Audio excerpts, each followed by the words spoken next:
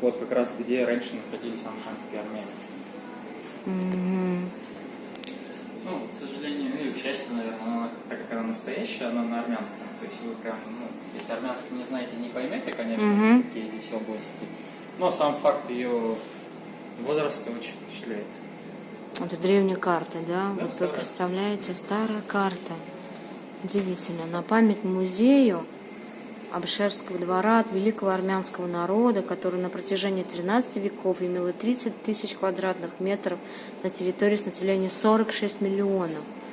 Вот так вот. Вот мы все удивляемся, почему про армян говорят, они по всему миру, а их всегда было много. Просто люди не знают об этом. Это не совсем те армяне, которые живут сейчас в Армении. Ну, то есть возможно. это немного разное. Ну, невозможно, так и есть. Ну да, Это да. бы Как раз ну, вот немного расскажется, да. Армяне разные, да. Да.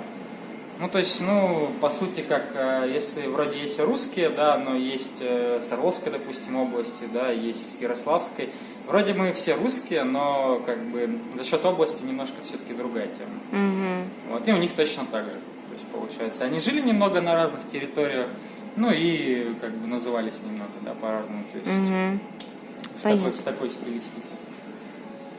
Ну, самое интересное, это вот конкретно вот эта часть. Там дальше идет банкетный зал большой. Новая сторона, она еще пока как таковой сильной истории не имеет какой-то. И все самое интересное вот, в плане истории находится здесь.